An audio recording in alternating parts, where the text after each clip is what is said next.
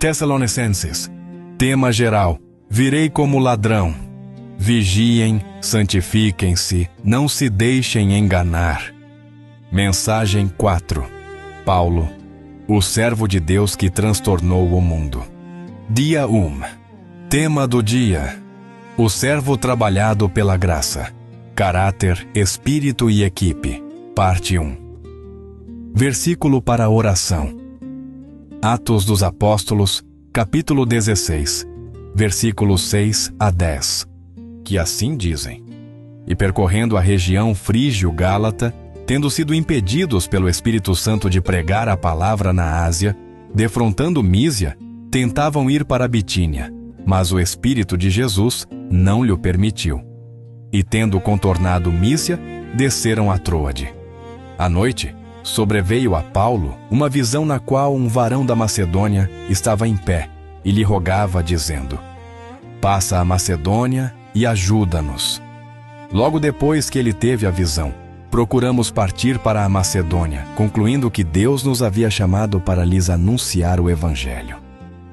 O impacto de Paulo em Tessalônica não começou com sua pregação, mas com a pessoa que ele se tornou.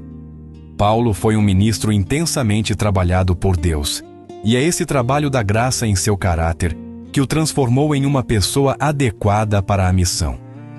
O sucesso de sua jornada dependia de uma bússola espiritual precisa, cuja orientação culminou na chegada a Filipos e, subsequentemente, a Tessalônica.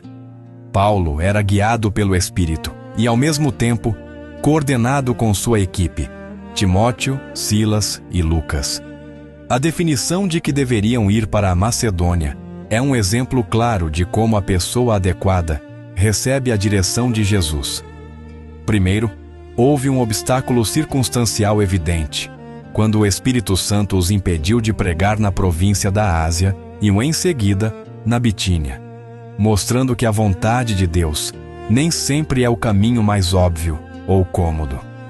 O Senhor forneceu a direção através de uma visão noturna a Paulo, onde o clamor da Macedônia se fez ouvir.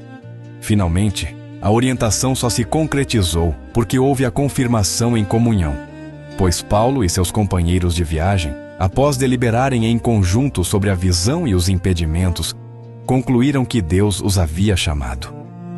Essa coordenação de esforços e de discernimento em equipe, mesmo sendo Paulo o apóstolo, demonstra que a graça havia superado o ego do Saulo interior. Se a nossa vida não manifesta esse caráter trabalhado pela graça, nossa missão se torna ineficaz. O que nos faz refletir sobre o tema geral da carta: vigiem. A vigilância não é apenas manter os olhos no futuro, é manter o caráter íntegro e a comunhão com o Espírito e com os irmãos no presente, para não perder a direção divina. A falta de caráter, a individualidade e a soberba são formas de sono espiritual, que impedem a clareza da orientação do Senhor. Paulo nos convida a crescer cada vez mais neste andar que agrada a Deus.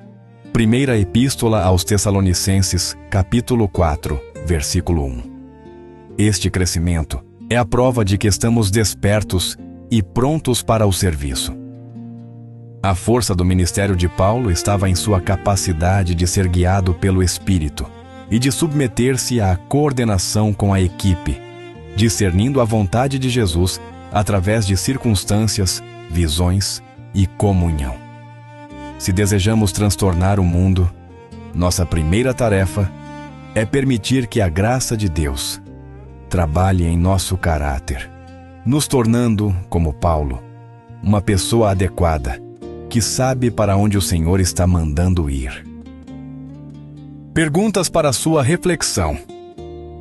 Devemos nos perguntar: quando sua vida enfrenta um obstáculo circunstancial, sua primeira reação é questionar o Senhor e parar? Ou você busca o que Ele está impedindo para que possa mostrar uma nova direção, como fez Paulo? Além disso, você tem permitido que o Espírito Santo guie a sua vida através da humildade e da coordenação com o corpo de Cristo? Ou você tem agido de forma individualista, o que demonstra falta de vigilância espiritual e a dificuldade em receber a orientação do Senhor? E por fim, o seu caráter e sua humildade estão forjados de tal forma que seus companheiros em Cristo se sentem à vontade para confirmar uma visão ou direção que você recebeu, ou a sua soberba impede essa comunhão no discernimento?